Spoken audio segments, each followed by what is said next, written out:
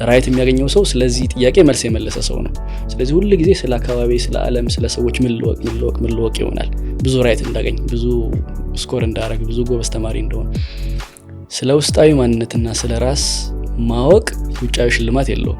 ሪያክት ከማድረግ በፊት ወይም ደግሞ ቅጽበታዊ ምላሽ ከማድረግ በፊት ያቺን ጊዜ መውሰድ ብችል እሱ እኮ እንደዚህ ያደረገው እንደዚህ ስለነበረ ነው ምናምን ብዬ ለራሴ መስጠት የምችለው መረዳት አለ። ሰብአዊ ምህንድስና ስሜታዊ ብስለትን ከማምጣት አኳያ እንዴት ሊያግዘን ይችላል? መንገድ ላይ እየሄድኩኝ ነው እንበልና የሆነ ሰው ገጨኝ። ያን ሲገጨኝ ከቢሮዬ በጣም የሚያናድ ነገር ሰምቼ ጓብዬ ነው እየሄድኩ ያለሁት እና ያ ሰው ሲገጨኝ የሚመልሰው መልስ አለ አንድ ፍሬም ውስጥ ላስቀምጠው። ከዛ ደግሞ አሁን ከቢሮ ደስ የሚል ፕሮሞሽን ምናምን አግኝቼ ነው ደሞዝ ተጨምሮልኝ ተቀብዬ ምናምን ሊሆን ይችላል የመጣው ገጨኛ ሰው ኧረ ቢስ ነው እናትቶ ምናምን ብዬ ብቻው ሊሄድ ይችላል። ሶ አንድ አይነት አጋጣሚ ያጋጠመኝ አንድ አይነት ሰው ነገጨኝ አንድ አይነት ቦታ ነው ሰዓት ነው ምናምን፣ ግን እኔ ይዤ የመጣሁት ጭማቂ የተለያየ ነው። ምድር በራሷ አይ ቲንክ ትጨነቃለች ይመስለኛል። በተለይ አሁን ከተወሰነ ጊዜ ወደዚህ አገራችን ላይ በጣም ብዙ ከዚህ በፊት ያልነበሩ አይነት የተፈጥሯዊ አደጋዎች፣ መሬት መንሸራተት ብለው መንቀጥቀጥ ባልተለመደ ሁኔታ በጣም በዝቷልና ከሰው ኤነርጂ ጋር ይገናኛል።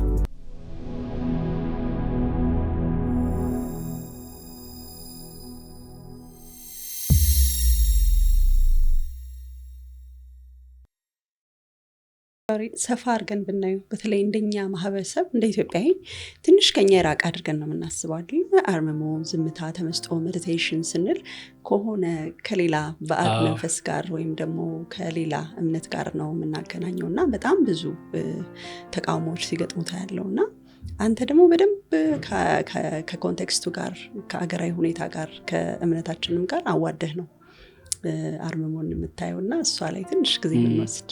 ልክ ነሽ በጣም እንግዲህ ወደ 10 ምናምን ዓመት ይሆነኛል እነዚህ ልምዶች ማድረግም ከጀመርኩኝ እንዲሁም ማጋራትም ከጀመርኩና ተደጋጋሚ እንግዲህ ሁሉንም ዓመት ላይ ከማገኛቸው ጥያቄዎች ውስጥ ይሄ አርሞ ሃይማኖቴ ጋር አይገናኝም የሚል ጥያቄ አለ። የሆነ በአዳም ልኮ ነገር የለውም እና ሰዎች እንደዚህ የሚሏቸው ሀሳቦች አንዱ የመረዳት መተላለፉን ይይዛል። ሁለተኛው ያለንም የባህል ካልቸር ኮንቴክስት ይይዛል። ለምሳሌ ብዙ ጊዜ እንደምለው ነው ፊልም ሲጀመር ኢትዮጵያ ውስጥ ሴጣን ቤት ተብሎ ነበረ። ሰዎች እንዲህ ብለው አሁን ሰው ተሰልፎ እሱን ሊያደርግ ይችላል። ስልክ ሲመጣ ከሰው ከመጋኛ ጋር ማውራት ጀመረ ተብሎ ነበረ። እነዚህ ነገሮች አሉና የካልቸራል ይዘታችን አንድ የራሱ ሚናም አለው። ሁለተኛ መጠየቁ አሪፍ ነገር ነው ግን እንደዚህ ምናምን ብሎ መጠየቁ አሪፍ ነው፣ ግን ሌብል ማድረጉ ወይም ደግሞ ድፍን አድርጎ መያዙ አንድ ነገር እንዳናቀው የሚያደርገን እሱ ነው። ይሄ ነው በቃ። አንዳንዴ በሚዲያም ሰዎች ወጥተው ሲናገሩ ያጋጥመኛልና ምን ታረጋለሽ ብዬ ለራሴ እንትን እላለሁ። አንዳንዶቹ ወይም ብዙዎቹ ያጋጠሙኝ ሰዎች እንደዚህ ነው ብለው የሚናገሩት በተሞክሮ ደረጃ ራሳቸው ኤክስፒሪየንስ አድርገውት የሚያውቁት ሰዎችም አይደሉምና በተሞክሮ ውስጥ ማድረግና ማስተዋል ብንችል አንደኛ ሳይንሱን ካስተዋለን እያንዳንዱ አርሞ ሜዲቴሽን የሚለው ሰው በቀን 2 ጊዜ ሜዲቴት ያደርጋል። ሜዲቴሽን ስንል በሳይንሳዊ ገለጻ የአንጎል እርግብግቢታችን ወይም ብሬን ፍሪኩዌንሲ የምንለው የሚያልፍባቸው የተለያዩ እርከኖች አሉ። ቤታ፣ ቴታ፣ አልፋ፣ ቤታ እየተባለና አልፋ የምንለው ፍሪኩዌንሲ ብዙ ጊዜ አእምሮአችን እርግብግቢቱ በጣም ዝቅ እያለ የሚሄድበት፣ በጣም ዲፕ የምንለው ሜዲቴሽን ደግሞ ወደ ቴታ፣ ከዛ ዴልታ ደግሞ እንቅልፍ ላይ ያለ እርግብግቢት እነዚህ ናቸውና እርግብግቢቱ የተለያየ እርከን ውስጥ ስለሚያልፍ በጣም ካልም ነው። በቅድማው ዝምታ ያልነው ዘርፍ አልፋ የምንለው ፍሪኩዌንሲ ውስጥ አእምሮአችን የተሻለ ነገሮችን የማዳመጥ የማጤን ተመስጦን ደግሞ ስናስብ ከሱም ጠለቅ ያለ ነገሮችን በጣም በጥልቀት እንድንመረምር እንድናስተውል የሚያደርገን ቅድም እንዳለው ህይወት ትኖረናለች ስንል የህይወት መረጃዎች ሶፍትዌሮች እኔን ሲያንቀሳቅሱኝ ነው። ባርሞ ውስጥ ግን ሲሆን እኔ እነዛ ነገሮች አስተውላቸዋለሁ። ግን ለምንድን ነበር ግሌን እንደዚህ ያልኩት፣ ለምንድን ነበር ከትላንት ወዲያ ይሄንን ያደረኩት ለማለት ሪፍሌክት ለማድረግ ጊዜ ያስፈልገኛል። ያንን ጊዜ ግን ለራሴ ሰጥቼው አላቅም። ቢዝነሳችን ኦዲት እናደርጋለን፣ ራሳችንን ኦዲት እናደርጋለን ወይ እንገመገማለን። ወይ መገምገም ሲባል ለምን እንዲያረክ ምናምን መጨቀጨቅ አይደለም። ቆም ብለህ ግን ምን ይመስልሃል? ብዙ ጊዜ ሰዎች ኢቭን ራሳቸውን አይናቸውን ጨፍነው ይችላል ረጋ ሲሉ ብዙ ራሳቸው ላይ ግምገማ ስላለ ያ ግምገማ አረም ጮክ ብሎ ይሰሙታል። አይ ከራሴ ጋር መሆን ከባድ ነው ብለው የሚያስቡትም ከዛ ቋያ ሊሆን ይችላል። ግን ራሳችንን ያንን ጊዜ ከሰጠነው ውስጣችን ራሱ ብዙ መረጃ ይዞ የኛን አቴንሽን የሚጠብቅበት ነገር አለ ሊነግረን ያንን መረጃ ሊያጋራን። እሱን ስለማንሰማው ህይወታችን ላይ ብዙ ወተን ወርደን ተጋጭተን ምን ብለን ምናምን አንዳንዴ ሆስፒታል ውስጥ ገብተን ራሳችን ረጋ ስንል ያ መልስ እናገኘዋለን። ያ መልስ ግን ምናልባት ከ10 ዓመት በፊት ወይም የዛሬ 3 ወር አእምሮዬ ሊነግረኝ አዘጋጅቶ ቁጭ ብሎ አድርጉልኝ ነበረ። ግን ጫጫታ ውስጥ ስለነበርኩኝ አልሰማውም። እኔ አንዳንዴ ሰርግ ውስጥ ሆነና ቆይ ወጥቼ ላውራህ ምናምን ብለን የምናደርገው አይደል? ስለማይሰማ አእምሯችን ብዙ መረጃ ሊነግረን ፈልጎ ግን ጫጫታ ውስጥ ስለሆነን አናስተውለውም እና ያንን ጋፕ መፍጠሩ አንዱ ይዘት ነው። ሁለተኛ አንዳንዶቹ ልምዶች በብዙ ዘርፉ በህይወታችን ውስጥ እንዳሉ ማስተዋል ከቻለን ለምሳሌ ትንፋሽ፣ ቅድም እንዳልነው ትንፋሽን ማዳወጥ አንዱ የአርምሞ ልምዳችን ነው። ትንፋሽ ስንል ብዙ ጊዜ ለዋለው ይህንንም የክርስቲያን፣ የሙስሊም፣ የሂንዱ፣ የሂብሩ ምናምን ብለን የምናየው የትንፋሽ ባህሪ የለም። ትንፋሽ የተፈጥሮ ሰብአዊ ባህሪያችን ነው።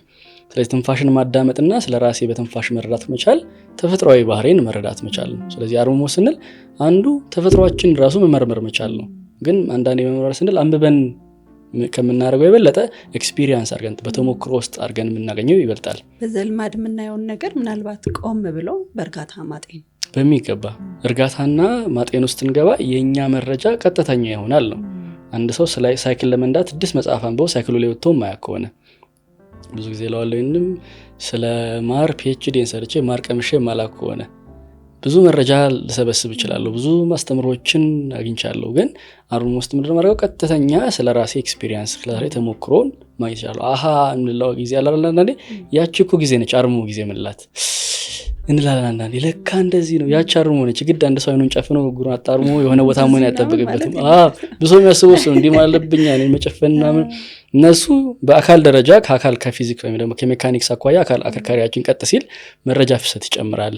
አይናችን ለውስጣዊው ዓለም ብዙ ግብዓት ስለሌለው አይናችንን የምንከድነው ይሻላል ነው ከውጫዊ ዲስትራክሽን ስለሚያግዘን ማለት ነው እንጂ አይናችንን ገልጠን ሜዲቴት ማድረግ ወይም ደግሞ አርምሞ ተመስጦ ማድረግ እንችላለን። ምናልባትም ተፈጥሮ ቦታ ስንሆን ይቀለናል። እንደውም ዛፎቹ አሉ፣ ወፎቹ ዝማሬ አለ፣ ረጋ ለማለት ለማስተዋል ለማዳመጥ እና ግን አንዳንዴ አይናችንን ስንከን ደግሞ የአይናችን ኳስ ስራው ውጫዊ ብርሃን የሚያቆሙ ነገሮችን ማየት ነው።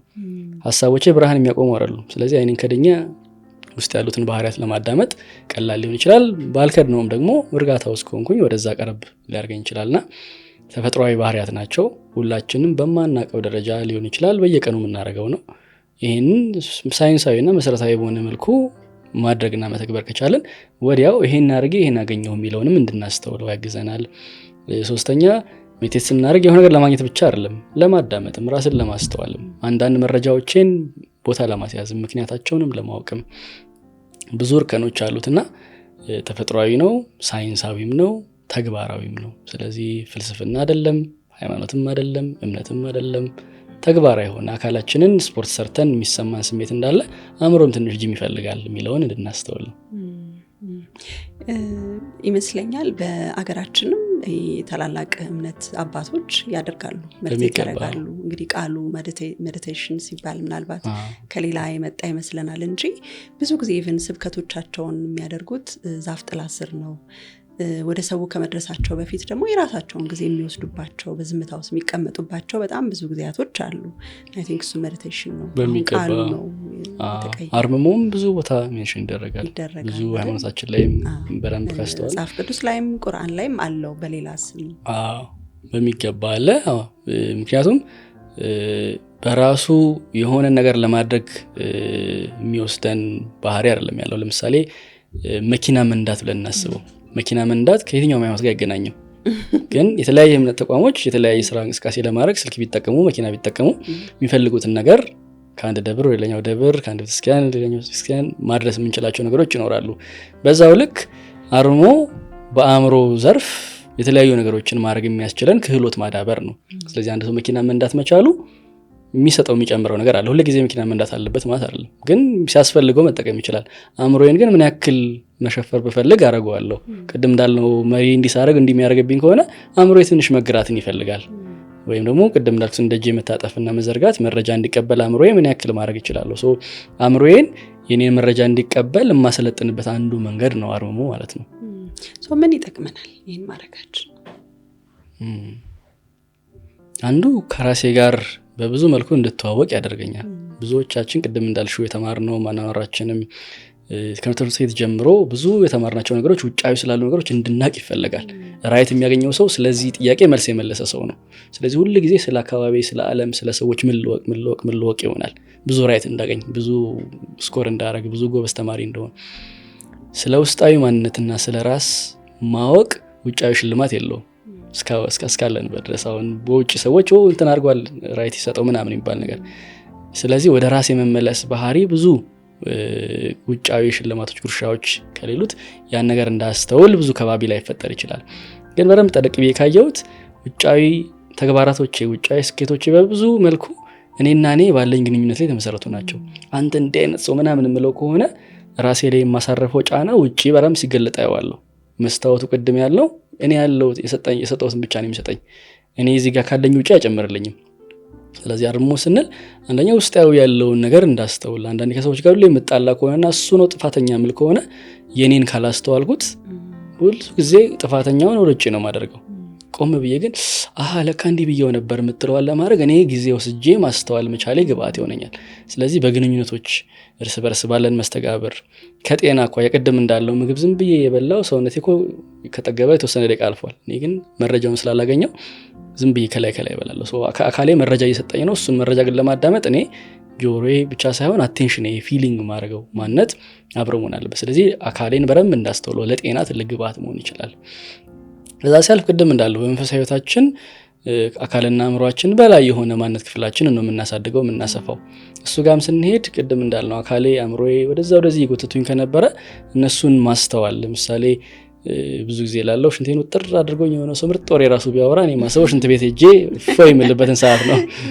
ስለዚህ አካሌና አእምሮዬ ብዙ ጊዜ ዲማንድ አላቸው። አእምሮዬ ብዙ ጫና እዚህ ጋር ያስተናገደ ነው። እሱን ጫና ሳላስተውል ሁሉ ጊዜ ወደዚህ ለመሄድ እሞክራለሁ። ሸክም ያለው ቅድም ሸክም። ስለዚህ እሱ ሸክም ኦኬ 6ኛ ዓመቴ እያለ ይሄ ነገር ተፈጥሮ የተሸከምኩት ሸክም ነው። እሱን ሪያላይዝ ሳደርግ ኦኬ ገብቶኛል ብዬ ማውለቅ እችላለሁ። ካልገባኝ ግን የሆነ ሸክም ይሰማኛል ከየት እንደመጣ አላውቅም። ስለዚህ ህይወቴ ላይ የምሸከማቸው ሸክሞች፣ አንዳንዴ ትራውማዎች፣ አንዳንዴ የህይወት በጣም ከባባድ የሆኑ የስሜት ጫናዎች፣ ቁስሎች፣ እነዚህ ሁሉ ህይወቴ ላይ አንደኛ ምክንያት አላቸው። ምክንያት ስላላቸው ነው ፈጣሪ የሰጠንም። ሁለተኛ በእነዛ ነገሮች ውስጥ ልማር የምችለው ነገር ማቃረም ከቻልኩኝ ስለ ራሴ ብዙ ነገሮችን መረዳት እችላለሁ። ሲባል በህይወታቸው ብዙ ጉዳት ያስተናግዱ ሰዎች ናቸው ለብዙሃንም መትረፍ የቻሉት። ስለዚህ እነዚህ ጫናዎችን ጉዳቶችን ለማስተዋል ቁጭ ብዬ ወደ ግብአት መቀየር ለመቻል ያንን ስፔስ ያንን አርምሞ ያንን የተመስጦ ጊዜ መውሰድ ከቻልኩኝ በ30 ዓመት የምረዳውን በተወሰኑ ጊዜዎች ልረዳው እችላለሁ። ያንን መረጃ መቀበል ስለምችል ከስሜት ደረጃ ራሱ ስሜት ብዙ ጊዜ ሪያክት እንድናደርግ ያግዛናል። የሆነ ነገር ሲመጣ ወዲያው ጎዋቢ እንትላለሁ ሪያክት ከማድረግ በፊት ወይም ደግሞ ቅጽበታዊ ምላሽ ከማድረግ በፊት ያቺን ጊዜ መውሰድ ብችል እሱ እኮ እንደዚህ ያደረገው እንደዚህ ስለነበረ ነው ምናምን ብዬ ለራሴ መስጠት የምችለው መረዳት አለ። ስለዚህ በዛ ውስጥ ከስሜቶች ጋር ያለኝ ራሱ ግንኙነት እንዲዳብር ማድረግ ይችላል። ስለዚህ እኔና አካሌ፣ እኔና አእምሮዬ፣ እኔና ስሜቴ፣ እኔና መንፈሴ፣ እኔና ሁለንተናዬ እነዚህ ሁሉ ያገናኛቸው ገመዶችን ማስተዋል የምችለው ረጋ ባልኩኝ ቁጥር ነው። አሁን ገመዱ ውፍረቱ እየቀጠነ ነው የሚሄደው። አካሌ ጋር ያለኝ ግንኙነት አስተውለዋለሁ። ትንሽ ወፍራም ገመድ ነው ማየት ይቻላል። አእምሮዬ ጋር ስመጣ ከጸጉር የቀጠነ ሊሆን ይችላል። ትንሽ ማጉላያ ነገር ይፈልጋል። ማጉላያ ደግሞ እኔ ረጋ ስል ነው እያለ አንዳንዱ ጭራሽ አላስተውለው ረዘም ያለ አርምሞ የሚያስፈልገው በጣም ቀጠን ያለው ማንነት ክፍልና ግንኙነት ነው። በጣም አሪፍ። እንግዲህ ስለ ስሜት ነካክተዋል። ሰብአዊ ምህንድስና ስሜታዊ ብስለትን ከማምጣት አኳያ እንዴት ሊያግዘን ይችላል? ምክንያቱም እንግዲህ ብዙ ጊዜ በትምህርት ቤትም የተማርነው ስለ አይኪው ነው አይደል? ስለ አይምሯችን ነው። እኔ ምን ይመስለኛል በህይወት በጣም ሰክሰስፉል የሚሆኑ ሰዎች ከአይኪው ባልተናነስ ምናልባት በበለጠ መልኩ ስሜትን የመግራት ጥበባቸው ከፍ ያለ መሆን አለበት ብዬ አስባለሁ። ቢካዝ እያንዳንዱ እንቅስቃሴያችንን ከራሳችን አልፈን ከሰዎች ጋር ነው። ስራን ብትወስድ፣ ቤተሰብ ብትመሰርት፣ ሰውን ያላማከለ የስራ ህይወት ወይም እድገት የለህምና እዛ ላይ ብስለት እንዴት እናምጣ? ሰፊው ሜዳ ላይ ደርሰናል። አሁን ወደ ስሜት ስንመጣ እንግዲህ በህይወቴም ብዙ እያስተዋልኩት ኢቨን አሁን ባለኝ ህይወት ጉዞ ላይ ከስሜት አኳያ ብዙ ቻሌንጅ እየሆንኩኝ ራሴን አገኘዋለሁና ይሄንን ሰራው ይሄንን አወኩ ምናምን ብዬ ለካች ነገር እንዲህ ከብደኛለች እስኪል ድረስና ስሜቶቻችን ደግሞ በብዙ መልኩ በአእምሮ ወይም ደግሞ አመክንዮ ከምንለው መዋቅር በላይ ሆኖ ወይም ውጭ ሆኖ እናገኘዋቸዋለን። ይሄ ነገር ገብቶኛል 1 2 6 4 ምናምን ብዬ እንዲህ ማዋቅረው ነገር ብቻ አይደለም። ውስጥ የተለያዩ ባህሪያት አሉ። ቅድም እንዳልኩት 16 ዓመቴ ላይ የተከሰተ አንድ ክስተት አሁን ህይወቴ ላይ እየጎበኘኝ አስሬ ያስቸግረኛል። እኔ እኮ ይሄ ነገር ገብቶኛል ምናምን ብዬ ራሴን በጣም ብቁ አድርጌ ላስብ እችላለሁ። ግን በህይወት የተከማቸው የተለያዩ መረጃዎች ስሜቴ ላይ የቀደዱ እየወጡ በእያንዳንዱ የህይወት እንቅስቃሴ ላይ ሊመጡ ይችላሉ። አንዱ ቅድም እንዳለው አርምሞ በብዙ መልኩ ስሜትን እንድንረዳ እንድናቅ ያግዘናል። ሁለተኛ የስሜትን ባህሪያት ስናቃቸው የስሜት ባህሪያት አንዱ ይዘታቸው የኬሚካል ይዘት ነገር አላቸው ወይም ደግሞ እንደ ባህሪ እያንዳንዱ ስሜት ሲጀመር የሆነ ኬሚካል ሪአክሽን ጋር ነው የሚጀምረው። ለዛ ነው ጨጓራችንን ሲያቃጥለን የሆነ ኬሚካል ሪአክሽን አለ ከንዴት ጋር የተገናኘ። ፍራቻንም ስናነሳው ፍራቻ ስንደነግጥ ውስጣችን ያለ የተለያየ የስትረስ ሆርሞን ኮርቲዞል እነዚህ ነገሮች ተከማችተው መጥተው ፍራቻ ሰውነታችን ውስጥ በነርቭ መዋቅራችን በልባችን በሳምባችን ውስጥ የሚያመጣው ለውጥ አለ። ፍቅር ስንል ፍቅር ራሱ ኬሚስትሪ ነው በብዙ መልኩ ሼር ሲደረጋል። ኬሚስትሪ ኦፍ ላቭ ተብሎ ፊልም ላይ የምናየዋለን ምናምን። እያንዳንዱ የሰው ልጅ ስሜት የሆነ ጭማቂ ጋር ግንኙነት አለው ብለን መያዝ እንችላለን። አሁን ግን ያ ጭማቂ ከምንድን ነው የመጣው? ለምሳሌ ብዙ ጊዜ ሼር ሳደርግ ስልጠና ላይም መንገድ ላይ እየሄድኩኝ ነው በልና የሆነ ሰው ገጨኝ። ያን ሲገጨኝ ከቢሮዬ በጣም የሚያናድ ነገር ሰምቼ ጓብዬ ነው እየሄድኩ ያለሁት እና ያ ሰው ሲገጨኝ የሚመልሰው መልስ አለ አንድ ፍሬም ውስጥ ላስቀምጠው። ከዛ ደግሞ አሁን ከቢሮ ደስ የሚል ፕሮሞሽን ምናምን አግኝቼ ነው ተሞስ ተጨምሮልኝ ተቀብዬ ምናምን ሊሆን ይችላል የመጣው ገጨኛ ሰው ኧረ ቢስ ነው እናትቶ ምናምን ብዬ ብቻው ሊሄድ ይችላል። አንድ አይነት አጋጣሚ ያጋጠመኝ አንድ አይነት ሰው ነው የገጨኝ አንድ አይነት ቦታ ነው ሰዓት ነው ምናምን፣ ግን እኔ ይዤ የመጣሁት ጭማቂ የተለያየ ነው። የሆነ ሰው ሲገጨኝ ጭማቂው ነው የሚደፋው። ስለዚህ ይዤ የመጣሁት ጭማቂ አሪፍ ነገር ናት አይደለ? ጭማቂው ትንሽ መረር ያለ ነው ጎምዘዝ ያለ ነው ጠፈጥ ያለ ነው የሚለው ነው እዛ ጋር ሰው የሚደርሰው የሚደፋበትም እዛ ሰው ላይ እኔ ላይ የሚደፋብኝ ማለት ነው። ምክንያቱም ጭማቂ የሚቀለው ይዛ ምንድነው እያንዳንዱ የሰው ልጅ ስሜት በባህሪ ደረጃ የሆነ ኬሚካል ሪአክሽን ነው። እሱ ነው አይደል ማይገባ እንጂ ፊሊንግ ብቻ ነው የሚመስለን። ኤግዛክትሊ ቅድምም ያልነው አንዱ ውስጣችን ውስጥ ያለው ኮሚኒኬሽን ወይም ደግሞ የቋንቋ ይዘት ጭማቂያዊ ነው ወይም ደግሞ ኬሚካላዊ ነው። ስለዚህ እሱን ስንረዳ አንደኛ ኬሚካላችን ትንሽ ጎምዘዝ ያለበት ሰዓት ላይ ብዙ ግብ ማድረግ ብዙ ጥሩ ላይሆን ይችላል። ለምሳሌ ሪሌሽንሺፖች ላይ በጣም ትልቁ የስሜት ልህቀት ቦታ ሜዳ ሆኖ ያገኘሁት ሪሌሽንሺፖቻችን ናቸው። በእኔ ጉዞ ውስጥ ራሱ በቃ ይሄን ነገር ገብቶኛል ምናምን ብዬ ስንቴ እንደተደፋብኝ እሱ ነው የሚያውቀው። እንደንትን ይመስለኛል። አሁን ለምሳሌ አንድ ወታደር ይለማመዳል ልምምድ ያደርጋል፣ ግን ጉብዝና ወይም ጀግንነቱ የሚፈተነው በትክክለኛ ሜዳ ውስጥ ገብቶ ፋይት ሲያደርግ ነው። እና እንዳልከው ሪሌሽንሺፖች በተለይ ትዳር የምትለው ከዛ በኋላ ይቨል ልጆች ሲመጡ በጣም ስሜት የሚፈተንበት ቦታ ነው። እኔ በግሌ በጣም ብዙ የማላቃት ስትወጣ አስተውላለሁ እና በጣም እንዴት ፈታኝ እንደሆነ እንዴት ወደ ራስ መመለስ እንድንችል ወይ ደግሞ ከራስ የበለጠ እንድንርቅ ሊያደርጉ የሚችሉ አጋጣሚዎች እንደሚፈጠሩ እንድናስተውል።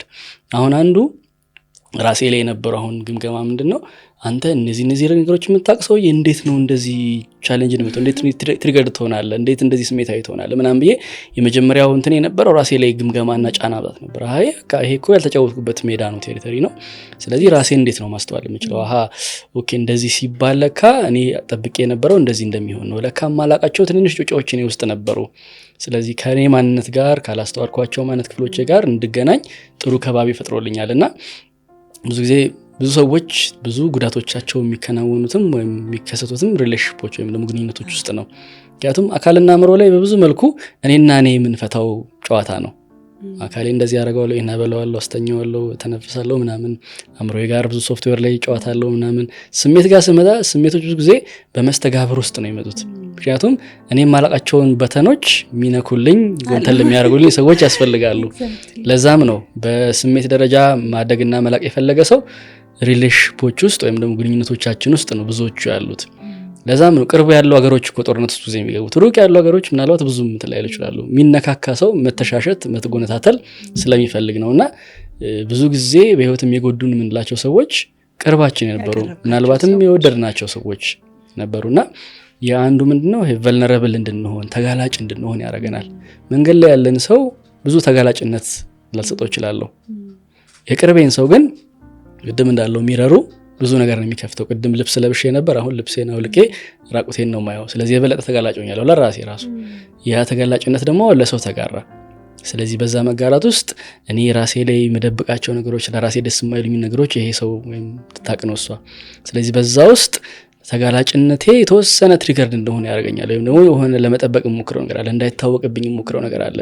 አንዳንዴ ደግሞ ስለ ራሴ የማላውቀው ነገር በዛ ነገር ብቻ ሊወጣ የሚችል ይዘት አለና ሪሌሽንሺፖች በጣም ታፍም ከባድም ናቸው። በዛው ልክ ደግሞ በጣም ብዙ የሆነ ጉዞ እንድናድግ በጣም ይረዱናል ብዬ አስባለሁ። ይሄ ኢሞሽናሊ እንግዲህ እንዳልከው በጣም ቨልነረብል ስለምንሆን የሚያሳድጉን መድረኮች ናቸው በብዙ መልኩ። በእምነቶቻችን ውስጥም ጋብቻ በጣም ይወደዳል እና እኔ እንደውም የጋብቻ ዋነኛው ዓላማ ይሄ ብዙ ተባዙ ከመባሉ በላይ በስሜት እንድናድግ ይመስለኛል፣ እንድንፈተን ይመስለኛል። ያንን ነገር በጣም በጽናትና ሰክሰስፉል ሆነ ስታልፈው በጣም ብዙ ኢሞሽኖችህ እኮ እየተገሩ ነው የሚሄዱት። ከብዙ ባለትዳሮች ጋርም ሳወራ የመጀመሪያ 2 እና 3 ዓመት እጅግ በጣም ፈታኝ ነው ለሪሌሽንሺፕ። ምክንያቱም ከዛ በፊት ያለው እቺ የሃኒሙን ፌዝ አለች አይደል? በጣም ደስ የምትለው በጣም ለአጭር ጊዜ የምትገናኘው ይሄ መልአክ የሚያጫወተ ጊዜ አለ። ያ ነገር አልፎ በትዳር አብረህ መኖር ስትችልና የእውነት ራቁትህን ሆነህ በስሜት ስትገናኝ መነካካት ትጀምራለህ የደበቃቸውን ስሜቶች። እዛ ጋር እንግዲህ በደንብ በቃ በማደግ ሂሳብ ተያይተህ በደንብ ያንን ነገር ገብቶ ካሳለፍከው ረጅሙን ጊዜ መኖር ትችላለህ። በጣም ብዙ ሰዎች ግን ልክ እዛ ጋር ሲደርሱ ይደነግጣሉ። ይቺ ሴት ተቀየረች፣ ይሄ ሰውዬ ተቀየረ እንባባላለን። ተቀይረን ግን አይደለም። በጣም ሌሩ እየተገለጸ ነው አይደል? ትክክለኛ ማንነታችን እንዳልከው ስሜት በጣም ዲፐር ሴንሳችን ነውና ያ ነገር እየወጣ ነው። እና እነዚህ ሰዎች ከመዋለዱ ከመባዛቱ በላይ የእውነት ልክ እንደሚረር እኛን የሚያሳዩን ሰዎች ናቸው። የሰው ትክክለኛ ማንነቱ በቤተሰቡ ይገለጻል ይባላል እና ያንን ነገር በደንብ ገብቶ እንደ ሂሊንግ ቆጥረኸው አብረኸው ያለውን ሰው ሊያሳድገኝ ነው የመጣው ይህ ሰውዬ እኮ ትክክለኛ ፔኔን እያሳየኝ ነው ብለህ ካሰብከው በጣም ለማደግ ከፍ ለማለት እንደ ትልቅ ላደር ብንጠቀምበት ቢያስባለሁ። በጣም ሰብስብ ያለው አሁን ካልሽ ሐሳብ ራሱ ብዙ ነገር ቃርም ያለውና ልክ ነሽ በጣም። እኔ ራሴ በቃ ቅድም እንዳልሽው እንዲህ አይነት ባህሪ አለ እንዴ አንተ እንደዚህም ነገር ነህ እንዴ ራሴን በብዙ መልኩ እንደውም ለጓደኞቼ እላቸዋለሁና በብዙ መልኩ አካልና አእምሮ ላይ ሰራ ከነበረው ስሜት ላይ ሰራ ሪሌሽንሺፖች ላይ በቃ ስለራሴ የማላውቃቸው ብዙ ነገሮች ብዙ ጊዜ ከዜሮን ጀምር በቃ ይፍታ ያለውና ታች ጀምሬ ከዛርቆ ግን ለምንድን ነው እንደዚህ ሀፕን ያደረገው እንደዛ ትሪገር ያደረገ እንደዛ ብስጫ ያደረገ እንደዛ ራስን እንደማታውቀው እንድትሆን ያደረገ ነገር ምንድነው ብዬ ራሴን እንዳስተውለው ብዙ መረጃ እንደወስድ አድርጎኛልና ፐርሰናሊም ለኔም በቃ እንደ ተሞክሮ ትንሽ ከበድ ካሉኝ ውስጥ ለብዙ ሰዎችም ካየዋቸው ውስጥ ከስሜት ጋር ያለው ግንኙነት ስሜትን ለመረዳት ለመግራት የምናደርጋቸው ጉዞዎች ትንሽ ጠጠር ያሉ ሆኖ አግኝቻቸዋለሁና በጉዞ ውስጥም በዛው ብዙ ምን ቃርመው ነገር አለ ብዬ አስባለሁ። ስቲል ብዙ መረዳትና ሰፊ የሆነ የጨዋታና የመማር ጉዞ አለኝ። በዚህ ውስጥ ሲሄድ አንዱ ሜቢ ካስተዋልኩት ውስጥ ምንድነው ሪፔር የማድረግ ተሳትፎ ትልቅ ቦታ አለው። ሪፔር ስንል ቶሎ የመጠገን ነገር። ምክንያቱም ስሜት ወይም ደግሞ የሪሌሽንሺፕ ላይ ብዙ ጊዜ የመቀዳደድ ወይም ደግሞ የመቦጫጨቅ ወይም ደግሞ የመሰነጣጠቅ ነገሮች ይኖራሉ ቶሎ። ምክንያቱም እኔ እንዲህ ነኝ ብዬ አስቤ የሆነ ሰው ይመጣና እችን ግን አላያትም ሲለኝ ውይ ይላለሁ። በዛ ያቺን ፕሮቴክት ለማድረግ ዲፌንድ ላደርግ እችላለሁ። እንዴት እንደዚህ ያየችብኝ ምናምን ብዬና አንዱ ያው በሁለቱም መካከል ያለ የመረዳት ባህሪ መኖር ከቻለ ሰየው ነው። ባይኖርም ግን ቆመ ብዬ እዚህ ጋር የሆነ ነገር ኤክስፖዝድ ሆኖብኛል ወይም ደግሞ እዚህ ጋር ቻሌንጅ ሆኛለሁ እንዴት ሪፔር ላድርገው። ሲቀጥል ደግሞ አንዳንዴ ስሜት ጋር ስንሆን እኔነታችንን በረም ይጎላና መጀመሪያ እኔ ጋር ያለው ነገር ላስተካክልና ምናምን ብለን የምናደርጋቸው ነገሮች አሉ። ስኬፕ የማድረግ ነገር አሁን ራሴ ላይ ስረዳ ያየሁት በጣም ኦቨርዌልም ሲሆን የሚያደርግ ነገር ሲበዛብኝ ይሄ የመሸሽ ነገር ባህሪ ራሴ ላይ አስተውያለሁ። ይሄ ነገር ምንጭ ላይ መስለኝ ልክ ለምናምን ልበል ምናምን ብዬ ከዛ ግን ሳጠናው ለምንድን ነው ኤስኬፕ ማድረግ ወይም ደግሞ አቮይድ የማድረግ ባህሪ ያለው ብዬ ሳስብ አስተዳደግ ጋርም ትምህርት ቤት እያለውም ከነበረኝ ነገር ምን ነገሮች ፍራቻዬን ትሪገር እንዳደረጉትና ምን ለማስተዋል ግብአት ሆኖልኛልና እሱም አርሞም አግዞኛል። ቁጭ ብዬ ለምንድን ነው ይሄ የማምለጥ ወይም አቮይድ የማድረግ ባህሪ ከየት ነው የመጣው? ከዛ እሱ እንዴት ነው ማከም የምችለው? በአብዛኛው የስሜት ምህንድስና ላይ ያዩዋቸው ነገሮች ምንድናቸው? ራስን የማከምና ለራስ ሪፓረንቲንግ ወይም ለራስ ወላጅ መሆን ወላጅነትን ድጋሚ መስጠት ባህሪን የመከወን ሚናዎችን ሚይዝ ይመስለኛልና ሰልፍ ፓረንቲንግ ስንል ለራሳችን ማንፈልጋቸው ሼምፉል የሆኑብን ማስወገድ እንፈልጋቸው ባህሪያት አሉ። እነሱም ግን ፍቅር ይፈልጋሉ። እኔ እንዲህ ነብዬ የማልፈልገው ነገር አለ። እኔም እሱም እንዳያቅ እንፈልገው እሱኛው እንዳያቅ እንፈልገው ያ ሰው እኔ ራሱ ስለማልፈልገው ነው አቮይድ ስለማረገው ነው ወይም ደግሞ እኔ ራሴ በዛ ነገር ውስጥ ሼም ስለሚሰማኝ ምናምን ነው። ስለዚህ ያ ትንሽ ልጅ ማንነት የኔን ፍቅር ስለሚፈልግ ነው። ስለዚህ ያንን እንደ አዲስ ፓረንት አድርገዋለሁ፣ እንደ አዲስ ወላጅ ሆኜ የሆነ ሰዓት ላይ ያ ነገር ኤክስፖዝድ ቢሆንም ሰው ጋር ቢቀርብም ስቲል እኔ ከኮራሁበት እሱ ያንን ፍራቻ ያንን ላምልጥ የሚለው ነገር ለማምጣት ብዙ እንትን አይልምና ይሄ ሪፔር የማድረግ ቶሎ ቶሎ የተቀደዱትን ቁስሎች፣ ምክንያቱም ብዙ ቁስሎች ነው ያሉት ስሜት ጉዞ ላይና ቁስሉ ሲመጣ ቶሎ የማከም ከዛ በኋላ ሪፔር ከተደረገ በኋላ ያው ከዛ በኋላ ቁስል አይመጣም አይደለም፣ ለተሻለ ተለቅ ላለ ቁስል አትሊስት ጡንቻ ታዳብሪያለሽ አይነት ነገርና ያለችን ትንሽ መረዳት እንግዲህ ይዛች ላይ ነች። ሰው ምን ያግዘናል የስሜት ብስለት ለማምጣት? አንዱ ልምምዶች ካሉ እንግዲህ አንዱ ከመረዳት ያኳያ ውስጥ ያለው ልክ ነውና ልክ አይደለም የሚለው የአእምሮ ጽንፍ ብዙ ጊዜ ስሜት ላይ ጫና ይፈጥራል። ይሄ ልክ ነው፣ ይሄ ልክ አይደለም፣ ይሄ ልክ ነው፣ ይሄ ልክ አይደለም የሚለው መጀመሪያ በራሳችን ውስጥ ራሴ ውስጥ ይሄ ልከኛ ነው፣ ይሄ ልከኛ አይደለም ብዬ መክፈል ከጀመርኩኝ በህይወቴ ቅድም እንዳለው ኢነርጂ የሚሄደው አቴንሽንን ተከትሎ ነው። ስለዚህ ይሄ ልክ አይደለም የምለውን ማንነት ምን ውስጥ አስገባዋለሁ? ሻዶ ውስጥ አስገባዋለሁ፣ ጥላ ውስጥ አስገባዋለሁ። ስለዚህ አንዱ የስሜት ጉዞ ብዙ ጊዜ የተለያዩ ቴራፒዎች ላይ እንደምናየው ሻዶ ወርክ፣ ኢነር ቻይልድ ወርክ፣ የውስጥ ልጅነት ጉዞ፣ የውስጥ ልጅነት ልምምድ ላይ ስናይ ሻዶ ውስጥ ያሉት ወይም ደግሞ ጨለማ ውስጥ ያሉትን ማንነት ክፍሎቼ ብርሃን እንዲያገኙ ገፍቻ አይደለም የማወጣቸው። ብርሃኑ እንዳለ ብርሃኑ ጋር መሆን መጥፎ እንዳልሆነ፣ ጨለማ ውስጥ መሆናቸው የኔ ያለመፈለግ ገፍቷቸው እንዳልሆነ አይነት ነገር መፍጠር ስችል የሻዶ እና ላይቱን በረምብ ማጫወት ማወቅ እችላለሁና አንዱ ያው ትልቁ ሻዶ ውስጥ እንዲገቡ የሚያደርጋቸው ከልጅነት ጀምሮ አንድ ሕፃን ልጅ እያለቀሰ ተው ዝም በል ዋጥ ከተባለ ማልቀስ ምንድነው የማይፈለግና ተቀባይነት ያለው ነገር አይደለም። ስለዚህ ካደገ በኋላ ማልቀስን ስፔሻሊ ደግሞ በእኛ ካልቸር ወንድ አይለቅስም ወንድ ነህ እኮ ምናምን ተብሎ ያደገ ከሆነ የሆኑ ስሜቶችን ማሳየት አይናውጣ ነሽ እንደ አንቺ እንደዚህ ምናምን ተብላ አድርገች አንገት መድፋት አንገት ደፊነት ነው ልክ ነው ብላ የምታስብ ከሆነ ብዙ እንደ ካልቸርም እንዳናኗርም እንደ ባህልም እንደ ግለሰባዊ ጉዞም የምናረጋቸው የስሜት እርከኖች አሉ። ስሜቶች በትልቁ ጎራ ከተከፈለባቸው ወይም ደግሞ ልክ የሆነና ልክ ያልሆኑ ስሜቶች ብለው ከተቀመጡ ብዙ ጊዜ ልክ ያልሆኑት ስሜቶች ሻዶ ይሆናሉ፣ ትሪገር ነው የሚያደርጉን፣ ይከማቻሉ ውስጣችን።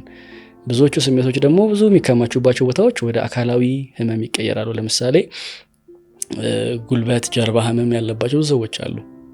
እነዚህ ጉልበትና ጀርባ ጋር የሚከማቹ ብዙ አይነት ስሜቶች ከኃላፊነት ከመውሰድ ጋር ለምሳሌ ብዙ ኃላፊነቶችን በእኛ ባህል አኗኗር ሴቶች ይይዛሉ።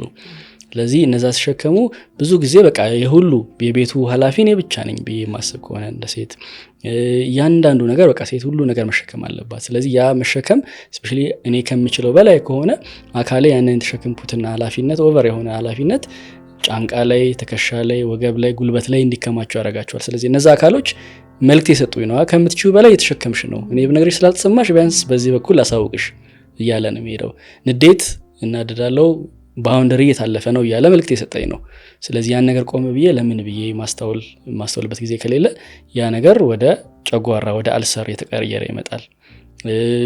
እያንዳንዱ አካል ጋር ስትረስ የምንለው ነገር ብሬናችንን በጣም ጫና አብዝቶበት አእምሯችን ፈንክሽን ማድረግ እስከማይችል ደረጃ ይሆናል። ፍራቻ በጣም ሲከማች ኩላሊት አካባቢ ነው የሚከማቸው። ካየነው እንደ ሀገር ብዙ የፍራቻ የሚያስፈሩ ነገሮችን እንሰማለን በጦርነቱ በምኑ። በዛው ልክ የኩላሊት ፌለር በዛው ልክ የጨመረ እንደሆነ ማየት እንችላለን። ስለዚህ አካላችን ከስሜት ጋርም እንዴት እንደሚገናኝ እንድናስተውል ያግዘናልና ስሜቶች መልእክተኞች ናቸው የሚለውን አንድ ሀረግ ከወሰድን ከስሜት ምህንድስና ትልቅ የሆነ ቋንቋ ናቸው። ምንም መጥፎና ጥሩ የላቸው፣ መልእክት ብቻ ነው የሚነግሩን። ስለዚህ አንድ ሰው መልእክተኛ ከሆነ ወደ ላይ ማውጣት ሲባል ለምሳሌ አሁን ንዴትም ከሆነ ማሳየት ነው። ኤክስፕረስ ማድረጉ አንዱ ወይም ደግሞ መገለጥ መቻሉ አንድ ነገር ነው። አሁን እንደ ምሳሌ እንየውና አንድ ሰው ተናደደ፣ የሚያናድ ነገር አጋጠመው። አንዱ እቃ ሰብሮ ተደባድቦ ይወጣለታል፣ ይሰራል። ይሄ በትክክል ከሆነ ጊዜ በኋላ ግን ውይ እኔ ግን ምን ሆኜ ነው ብሎ ጸጸት ነገር አለው። ስለዚህ ምናልባት አሪፉ መንገድ ላይ ሆን ይችላል፣ ግን በረምብ ይሰራል። ምክንያቱም ያሰብሮ እቃ ተደባድቦ ምናምን እኮ ወጥቶለታል። ምክንያቱም የሆነ ኤነርጂ እምቅ አቅም ነው ንዴት ማለት። ያ ንዴት ሪሊስ ተደርጓል፣ ተወጥቷል። ሁለተኛው ደግሞ ይሄን የሚያናደግር አጋጥሞኛል ብናገር ምናምን ሰው ላስቀይም ነው። ስለዚህ ሰው ከማስቀይም እኔው ሊያዘው አሁን ማጋር ነው የሚከማቸው፣ እኔ ጋር ይከማቻል። ስለዚህ ይሄን ንዴት ተከማችቶ ጨጓራ ሆኖ ይመጣል፣ የትቦ መዘጋጋት ይሆናል፣ የልብ ችግር ይሆናል፣ የሳምባ ችግር ይሆናል። በብዙ እያንዳንዱ ስሜት የሚታቆርበት ቦታ አለ። በሰብአዊ ምህንድስናም አንዱ የምናጠናው እሱን ነውና ሁለተኛው ከመጀመሪያው የሰራ ሊመስለኝ ይችላል፣ ግን ቆይቶ እኔ እየተጎዳው እንዲሄድ ያደርገኛል። ሶስተኛው አቅም ነው። በሳይንሱ ኢነርጂ ኢዝ ናይዘር ክሪኤትድ ኖር ዲስትሮይድ ይላሉ። አቅም በራሱ አይጠፋም፣ ባህሪ ወይም ደግሞ ሁነት ይቀይራል፣ ወደሆነ መንገድ ይቀይራል። ለዛ ነው ብዙዎች ለምሳሌ ዳንስ ደንሰው፣ ሩጫ ሮጠው፣ ስፖርት ሰርተው የሆነ ስሜት ሪሊዝ ያደርግላቸዋል። ምክንያቱም አካላችን ውስጥ ነው ስሜቶች ያሉት። ስሜት የአእምሮ ቋንቋ አይደለም። አንዳንዴ ብዙ ጊዜ የምንታገለው አንድን ስሜት በአእምሮ በኩል ሶልቭ ለማድረግ ስንሞክር ነው። የአእምሮ ቋንቋ ሀሳቦች ናቸው። ስሜት የሰውነት ቋንቋ ነው። ስለዚህ የስሜትን ባህሪ ለመረዳትም ወይም ደግሞ ለማብራትም ከፈለግን አካል ላይ ነው ስራችን ሆኖ ያለበት። እዛ ነው አካላችን ላይ ልምምድ የምናደርግ ሰዎች ስሜቶቻችንን ለማብላላት ጥሩ የሆነ ከባቢ እንፈጥራለን። ስለዚህ እንዴት ካለ እቃ ከምሰበር ከሰው ጋር ከምጣላ ሮጥ ብዬ መጣ ወይ ወረድ ብዬ ፑሽ አፕ ብሰራ ቦክስ ምናምን የሚያደርጉ ሰዎች ቦክስ ላደርግ ይችላል፣ ስፖርት ላደርግ ይችላል፣ ማርሻል አርት ላደርግ ይችላል። ያን ነገር ትራንስፎርም አደረኩት ማለት ነው። ለዛ ነው አሁን የማርሻል አርት አንዱ የሰብአዊ ምህንድስና ግብአቴ ሆኖ አግኝቼዋለሁ። ከልጅነት ጀምሬ ለማመዳለሁና ስሜትን የመግራት ልምድ ነው ይባላል። ብዙ ጊዜ ገብቶኛ ያቅም ነበረ። ስፖርት ነው የምሰራው፣ ከስሜት ጋር ምን አገናኘው? ታጋሽ ያደርጋል ምናምን ስለሚባል ማለት ነው። ከዛ ሰብአዊ ምህንድስና ላይ ገመዶች ሳገናኝ ለካ ለዚህ ነው እንደዳርገኝ። በዛ አካላዊ ልምድ ውስጥ አንደኛ ያው ልምዶቹ ራሱ ትንሽ ቻሌንጅ ስለሚያደርጉ ተጋሽነትን እንድታመጭ ያደርግሻል። ሁለተኛ ግን ስሜቶች ከተለያየ ሰውነት ክፍል እንዲብላሉ፣ ቅድም ያለው ጭማቂ ያለ አይደል፣ ጭማቂው እንዲፈጭ ፕሮሰስ እንዲደረግ እንዲብላላ የሚያደርጉት እንደዚህ አይነት አካላዊ ልምዶች ናቸው። ሁለተኛ መግለጽ መቻል። ለምሳሌ ማውራት ለአንዳንድ ሰዎች ብዙ ጥሩ የሆነ ግብአት የሚሆነው ስናወራው እኛ ጋር የተከማቸው ነገር ይለቀናል። አንዳንድ ሰዎች መጥተው ምክር ፈልገው ሊሆን ይችላል። እነሱ አውርተው እንጂ ምንም ሳትያቸው ብለው አንዳንዴ ውስጥ ያለው ነገር መውጣቱ ራሱ አንድ አማራጭ ነው። ሰው ባይኖር ራሱ መጻፍ ሊሆን ይችላል። ጆርናል ማድረግ ብዙ ጊዜ ሰብአዊ ምህንድስና ላይ አንዱ የምናበረታታው ልምምድ ነውና ስጽፈው ጥያቄውን እረዳዋለሁ። ለምንድን ነው ያናደደኝ? ይሄ በምን ምክንያት ነው? ያኔ ንዴቱ ሊሰጠኝ የመጣውን መረጃ ስቀበል ንዴቱ ስራውን ጨርሷል። እኔ ጋር መቀመጥ አይፈልግም። መረጃውን ካልተቀበልኩኝ ነው እኔ ጋር 10 ዓመት ሊቀመጥ የሚችለው። ይቅር ያላልኩት ሰው አለ።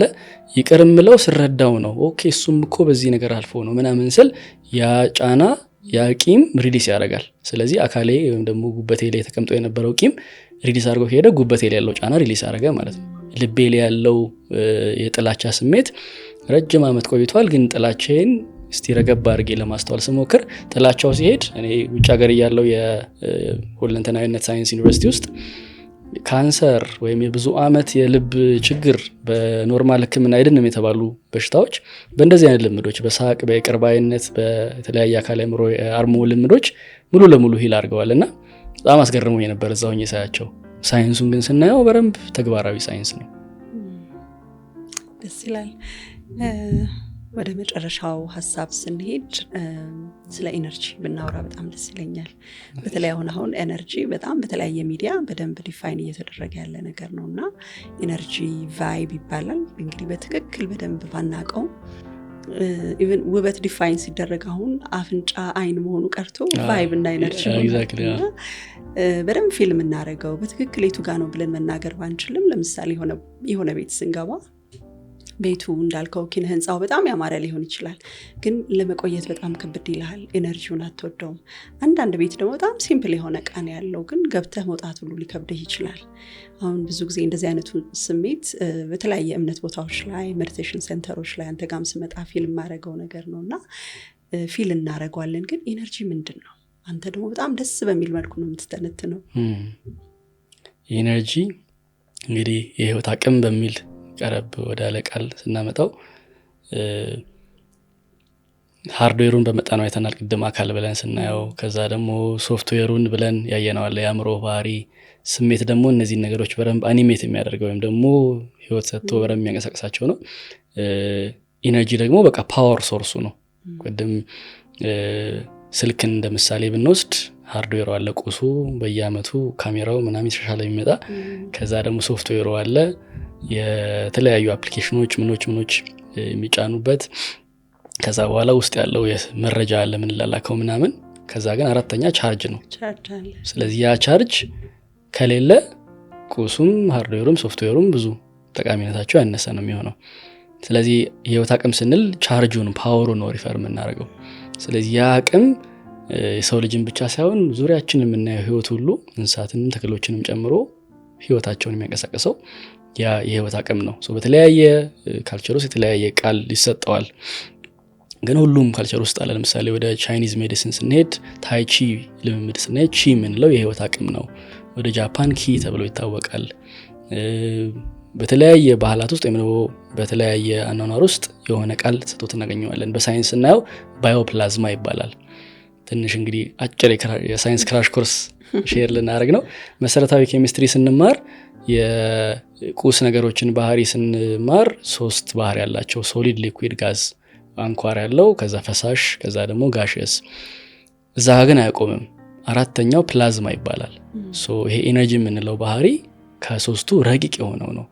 ከአካል ከሶሊድ ሊኩዊድ ረቂቅ ይላል፣ ፈሳሽ ስለሆነ ከፈሳሹ ደግሞ ተናኝ፣ ሽቶ ወይም ጭስ ሞር ረቂቅ ነው፣ ቦታ ይይዛል። ፕላዝማ የምንለው ደግሞ ኤነርጂ ወይም ባዮፕላዝማ ይባላል፣ የህይወት አቅም። እሱ ደግሞ ከነዛ ሁላ ረቂቅ ነው። ሳይንሱ ሩቅ ከሆነብን የሆነ ቦታ ጋር ቁጭ ብለን የሆነ ሰው ተናዶ ከሆናችን መጥቶ ቁጭ ካለ ሳንነካካ ሳናወራ ፊል እናደርገዋለን። ይሄ ምናምን ነገር ልንችላለን። ቅድም እንዳልሽው አንቺ አንድ ክፍል ውስጥ አንድ ቤት ውስጥ ሄደን ይሄ ቤት እኮ ወጣ ወጣ አይልም ምናምን የሆነ ነገርማ ደስ የሚል ነገር አለው እንላለን። ወይም እንዳልሽው ቫይቡ ደስ አለኝ ስንል ቫይብ ምንድን ነው? ቫይብሬሽን ርግብግቢቱ እንደማለት ነው። ርግብግቢቱ በጣም ረቂቅ የሆነ የዛ ሁኔታ የዛ አካባቢ ይዘት ነው። አካላችን ውስጥም የምናስተውለው ይዘት ነው። ስለዚህ ከባቢዎች እንደሱ ያላቸው ምግቦች፣ አሁን ምግብ ላይ በሁለንተናዊ ሳይንስ ስናይ ያለውን ንጥረ ነገር ብቻ አይደለም ማየት ያለብን፣ ያለው የህይወት አቅምስ። ለዛ ነው ብዙ ጊዜ ቬጂቴብሎች ወይም ደግሞ ቅጠላቅጠሎች የሚመከሩት ብዙ የህይወት አቅም አላቸው ከሌሎች ምግቦች እና እነሱን ስንመገብ ውስጣችን የተሻለ ኤነርጂ ያገኛል። ፍራፍሬዎችንም ስንመገብ ከዛም አኳያ የሰው ልጅ በረምብ ጠለቅ ወዳለው ሳይንስ ከመጣን እያንዳንዱ ሰው የተወሰነ የህይወት አቅም እርከን አለው፣ በቁጥር መያዝ የሚችል ወይም መለካት የሚችል። በፊት ላይ ዳይሜንሽን አለው፣ መለካት ትችላለሽ። በፊት ላይ ስለነዚህ ነገሮች ሲወራ ፍልስፍና ነው የሚመስለው። ምክንያቱም ሳይንሳዊ ቱሎች ለምሳሌ የክብደት መለኪያ ሚዛን ሳይኖር እኔ እንዲህ ኪሎ ነኝ ማለት አትችይም፣ ወይ አንስተሹ ይሄ ሰው ምናምን ትችላለሽ እንጂ ቁጥሩን ግን ሲነግረን በቃ በረምብ ዳይሬክት ያደርግልናል። በፈጠራ ደረጃ አንድ ሰው አእምሮ ክሬቲቪቲው ይሄን ያክል ነው፣ ብዙ ፈጠራ አለው፣ የሚፈጥረው ነገር ማስተዋል ትችላለሽ። ስሜት ላይ ቅድም የስሜት ልቀታችንን የሆነ ነገር ተፈጥሮ እስቲ ካልሞኝ ላልፍ እችላለሁ፣ የምትመጥኘው ነገር አለ። ኢነርጂ ላይ ካሜራዎች አሉ። አሁን በካሜራ ውስጥ አንድ ሰው ያለው ኤነርጂ ሌቨል መታየት የሚችልበት፣ የሰው ብቻ ሳይሆን የተክሎች፣ የተቆረጠ ቲማቲም ቦታዎች ምናምን ኢነርጂ በረም ሜዥር መደረግ ተጀምሯል አሁን። እና ኪርሊያን የሚባል ፎቶግራፊ አለ። በዛ ፎቶግራፊ ውስጥ የሰው ልጅ ኤነርጂ ሌቭል ቼክ እንዲደረግ የሚያደርግ ነው። ከዚህ በኋላ ደግሞ ወደፊት ብዙ አይነት መሳሪያዎችም ስለሚመጡ ይሄ ሩቅ የሚመስለው ኤነርጂ ይዘት ማዳመጥና ማየት እንችላለን። በዛ ውስጥ አንድ ሰው ያለው የኤነርጂ እርከን ከአካሉ ውጪ ወደ 12 ሳንቲሜትር አካባቢ ዙሪያችንን ያለ የኤነርጂ መዋቅር ነው፣ ወይም ኦራ ይባላል በእንግሊዝኛ። ኦራችን ዙሪያችን ያለ ከባቢያችን የሞላ ኤነርጂ ነው። ያ ኦራችን በምንድነው የሚፈጠረው? ሜይ ቢ አሁንም መሰረታዊ ፊዚክስ ጋር ስንሄድ 7ኛ ክፍል ሊሆን ይመስለኛል፣ ስለ ከረንት ፍሎ ስንማር ከረንት እንደዚህ ፍሎ ሲያደርግ ዙሪያውን ማግኔቲክ ፊልድ ይፈጠራል። በስፓይናችን ውስጥ የሚተላለፍ ኤነርጂ ያለ ወይም በሰውነታችን ውስጥ ያለ ኤነርጂ ያለ፣ ዙሪያችን የሚፈጠረው ማግኔቲክ ፊልድ ነው አንዱ የኦራችን ይዘት ማለት ነው። ምድር ራሱ የራሷ ማግኔቲክ ፊልድ አላት፣ የራሷ ኤነርጂ ያላት ኦራ አላት። ሁሉም የተፈጥሮ ይዘት እንደዛ አለው እና 12 ሳንቲሜትር አካባቢ ነው ኤክስቴንድ የሚያደርገው በአማካኝ። ይህ እየሰፋ ይሄዳል። ለምሳሌ ሃይኪንግ የሚወድ ሰው ካለ ተፈጥሮ ቦታ ጋር ሲሄድ፣ ዋና ሲዋኝ፣ ተፈጥሮ በእግራችን መሬት ጋር ስንሆን ይሄ ኤነርጂ እየሰፋ የሚሄደው ምክንያቱም ቻርጅ እያደረግን ነው ማለት ነው። ባዶ እግሬን ከምድር ጋር ሲገናኝ ፕላግ አድርጌያለሁ ከቻርጅ ጋር። ስለዚህ ኤነርጂ እየሰፋ ይሄዳል። ሻወር ስንወስድ ፍሬሽ የምንሆነው ውሃ እኛ ውስጥ ያለውን የተከማቸ ኤነርጂ ሪሊስ አድርጎ ፍሬሽ ኤነርጂ ስለሚሰጠን ነው። ውሃም አንዱ ኤሌመንት ስለሆነ ስለዚህ እየሰፋ ይሄዳል። ግማሽ ሜትር ሊደርስ ይችላል፣ 1 ሜትር። በተለያየ ዘርፍ በቢዝነሳቸው በጣም ስኬታማ የሆኑ ሰዎች ብዙ ጊዜ ተለቅ ያለ ኦራን ያላቸው፣ የእምነት አባቶችን ብናይ ተለቅ ያለ ኦራን ያላቸው። ለዛም ነው አንዳንዴ በብዙ መልኩ የሚያስተምሩን ትምህርት ወይም ደግሞ የመንፈስ ይዘታቸው በደንብ መሻገር የሚችለው። በዛው ልክ ደግሞ እያነሰም ደግሞ ይሄዳል። ለምሳሌ ጫና ውስጥ ያለ ሰው፣ የታመመ ሰው እየቀነሰ ይሄዳል። ለምሳሌ ብዙ ሰዎች ሆስፒታል ሲገቡ ኦራቸው 2-3 ሴንቲሜትር ደረጃ ይደርሳል ይባላል።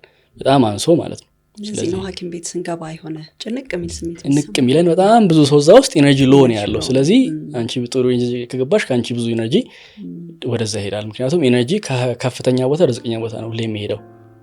ስለዚህ ለምሳሌ ሆስፒታል ውስጥ ሄደሽ መጽሐፍ ለማንበብ ሞክሪ ራሱ ውስጥሽ አይፈቅድም። የሆነ ሰርቫይቫል ሞድ ውስጥ ነው ያለው። ወይም መርካቶ ሄደሽ ገበያው ብለሽ ስትመጪ ጭንቅ የሚል ክብድ የሚል ይሰማሻል። ሰው ግርግር ውስጥ መፈለግ ምናምን ውስጥ ነው ያለው። እንዳልሽው ደግሞ ቅድም እምነት ቦታ ጋር ስትሄጂ ብዙ ጊዜ አሁን ሄጄ መድኃኔዓለም ቁጭ ብዬ የተወሰነ ሰዓት አርብ አድርጌ ተመስጬ እወጣለሁ እና ምግብ በልቼ ከማገኘው ጋር የበለጠ ሰውነቴ ሙልት ብሎ ሲወጣ አገኛለሁ። ወይም መስጊድም ሁሉም የእምነት ቦታዎች ጋር እዛ ቦታ ጋር የሚነገሩ ቃላት፣ የሚደረጉ ቡራኬዎች፣ ምስጋናው ምክንያቱም እያንዳንዱ ቃል የራሱ ኢነርጂ አለው። ኢቭን ቃላትን ራሱ ሜዥር ማድረግ ትችላለሽ። ያ ቅድም የውሃውን ኤክስፐሪመንት ጋር ስናደርግ እንዳስተዋልነው ውሃው ላይ ያንን ለውጥ የፈጠረው ቃላቶቹ አቅም ስላላቸው ነው። ስለዚህ አንዳንድ ቃላት ኢቭን ስንጠራ በሃይማኖቶቻችን እነዛ ቃላት የሚሸከሙት አቅም ኢነርጂ በጣም ትልቅ ስለሆነ ነው ያንን ቃል ስንጠራ ብዙ ነገሮች ሊታደሱ ይችላሉ።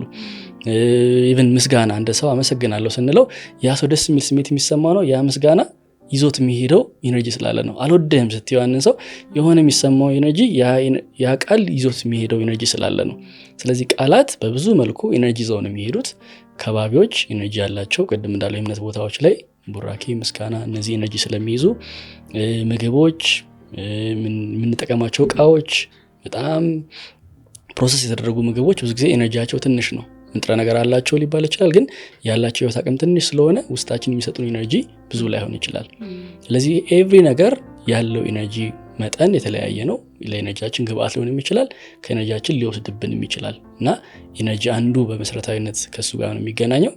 ቅድም እንዳለው ለምሳሌ በባዶ እግር መሄድ ትልቁ ከምንላቸው የኢነርጂ እድሳት መንገዶች ውስጥ አንዱ ነው። በአካል ደረጃ ቢያንስ ከምድር ጋር ስንገናኝ ሰውነታችን ተረፈ ምርት ለምሳሌ ከየቦታው መርካቶ ሄደሽ ወይም ትልቅ ገበያ ሄደሽ የሰበሰብሽው እንደ ስፖንጅ ኢነርጂ አለ። ያ ኢነርጂ ይዘሽው ነው የምተኘው። እንቅልፉ ራሱ ተኝተሽ ብዙ አይጠቅምሽም። ምክንያቱም ለአንቺ እንቅልፍ ብቻ አይደለም የምተኘው፣ ለዚህ ሁላ ኢነርጂ እድሳት ብዙ አቅም ስለሚፈልግ። ስለዚህ ሻወር መውሰድ ለምሳሌ ከእንቅልፍ በፊት ኢነርጂን ለማደስ ጥሩ የሆነ ልምድ ነው። በኢነርጂ ምህንድስና ካየ ነው ወይም አቅም ምህንድስና ላይ ካየ ነው። በባዶ እግር መሬት ጋር መገናኘት የተወሰነ ደቂቃም ሊሆን ይችላል በቀን ወይም በሳምንት ትልቅ የሆነ እድሳት ያደርጋል። ምን ጠጣው ውሃ ቅድም አካል ላይ ብለናል። አሁን ምህንድስና ስንጨምርበት ያቅም ቆም ብለን የሆነ ምስጋና ፈጣሪን ስለሰጠኝ እጅግ አመሰግናለሁ። ስለዚህ ውሃው ቅድም ያለው ሞለኪውላር ስትራክቸሩ ኢነርጂው ከፍ ብሏል፣ ቫይብሬሽኑ ጨምሮ ነው የምናገኘው። ምግብ መብላታችን በፊት ቢያንስ 5 ሰከንድ 3 ሰከንድ ቆም ማለት ብንችል ይዘን የመጣ ነው ኢነርጂ ያለ ከተለያየ ቦታ እሱን ምግብ ውስጥ አስገባ ነው ወዲያው ቀጥታ ምግብ ስንገባ ማለት ነው። እሱኛው ኢነርጂያችንን ያደርገዋል። ወደ ቤት ስንገባ ይበል ልብስ መቀየር አለው ለዛ በሚገባ ምክንያቱም ልብስሽ ብዙ ኢነርጂ ነው ተሸክሞ ያለው። ሲቀጥል ይገርምሻል እያንዳንዱ የጨርቅ ባህሪ ራሱ የኢነርጂ የሚሸከመው መጠን ይለያያል። ለምሳሌ በተለያዩ ውስጣዊ ሳይንሶች ውስጥ ሲልክ ሐር ለምሳሌ ብዙ ቦታ አርሞ ማረክ ለሚፈልግ ሰው ሐርን የሆነ ቦታ ላይ ባረገው እዛ ቦታ ላይ ያለው ኢነርጂ እንዳይተላለፍ ብሎክ አድርጎ መያዝ ይችላል። አንዳንድ ልብሶች ደግሞ ብዙ የሆነ የሰው ኢነርጂ ስብስብ አድርገው ሊሸከሙ ይችላሉ። ስለዚህ የጨርቆቹ ባህሪ። ስለዚህ ልብሶቻችንን ስናጥብ የምናጥበው ቆሻሻውን ብቻ አይደለም ኢነርጂውንም ነው። ከዚህ ደግሞ ትንሽ ገፋ ያለ በጣም ኢንተረስቲንግ ሳይንስ ጨው ትልቅ የሆነ ቴክኖሎጂ ነው ከኢነርጂ ጋር የተገናኘ። በየተወሰነ ቀኑ ስፔሻሊ ደግሞ ብዙ ስልጠናዎች ከነበሩኝ ብዙ ሰው ጋር ሜቢ ሂሊንግ ወይም ልምምዶች ካረኩኝ ፕራኒክ ሂሊንግ ላይ ኤግዛክትሊ እዛ ላይ በረንብ ነው ሳይንሱ ሼር የሚደረገው እና ለዛ ነው ብዙ ጊዜ እንደውም ወደ ኋላ መለስም ብለን ስንሄድ ስለ ጨው ብዙ በእኛ ባህልም ይደረጋል። በንግሬ የሆነ ነገር ከሆነ እስቲ በጨው እስቲ ዘብዘፍ በይ ይባላል። ቋንጣ እንዳይበላሽ ጨው ይደረጋል። ብዙ አሉ የተለያዩ ባህሎች ላይም ስንሄድ ከኤነርጂ ማኳያ ጨውን እንደ ብዙ ነገር ይጠቀሙበታልና ያለው የንጥረ ነገርን ባህሪ ብዙ ነገሮችን ዲስኢንተግሬት የማድረግ የመብታትን ባህሪ ያለውና ስለዚህ እንደ ለተለያዩ የሕክምና ልምዶችም እንዲሁም ደግሞ አንድ ሰው በግሉ ራሱን ጤና ለመጠበቅ በአካል በአእምሮ በስሜት ደረጃ ጥሩ የሆነ ግብአት እንደሆነ ይታያል። ሰው ሳይድ ኢፌክት ለሌለው በየቤታቸው መሞከር ይችላሉ ተመልካቾች። ኤነርጂ አሁን ብዙ ጊዜ ካስተሳሰብ አኳያ ስናየው አሉታዊ ሀሳቦች የምንላቸው ጭንቀት፣ ንዴት ወይም ፍርሃት በጣም የሚበዛባቸው ሰዎች አይ ቲንክ ሎ ኢነርጂ ይኖራቸዋል። ልክ ነው። አዎ ምክንያቱም ቃላት ኢነርጂ ያላቸው አንደኛ፣ ሁለተኛ ደግሞ እያንዳንዱ ቃል ያለው የቫይብሬሽን መጠን ቫይብሬሽናችን ወይም ደግሞ ያለንን የእርግብግቢት መጠን እንድናሰፋም ከፍ እንድንልም ያግዘናል። እኛ ማዕከል ውስጥ ኩልስት መጫየተሽ ከሆነ እያንዳንዱ ሳምንት ላይ የሳምንት ቅኝት አለን። አራቱ የሳምንት ቃላት አራት የሰው ልጅ ሀይ ከፍተኛ ቫይብሬሽን ያላቸውን ቃላት ነው የምንጠቀመውና አንዱ የፍቅር ሳምንት ነው። ሰዎች ሲመጡ የፍቅር ሳምንት የሚል በትልቁ ተለጥፎ ያገኛሉ። በዛ ሳምንት ስለ ፍቅር እንዲያስቡ፣ ፍቅርን መስጠት እንዲችሉ፣ መቀበል እንዲችሉ። ከዛ የይቅር ባይነት ሳምንት አለ፣ የምስጋና ሳምንት አለ፣ የአድናቂነት ወይም ደግሞ የአድናቆት ሳምንት አለ። ስለዚህ አድናቆት፣ ይቅር ባይነት፣ አመስጋኝነትና ፍቅር በፍሪኩዌንሲ ደረጃ ሜዥር ሲደረጉ በጣም ከፍተኛ ቫይብሬሽን ያላቸው ቃላት ናቸው። አንድ ሰው ቤት ውስጥም ሊለጥፋቸው ይችላል።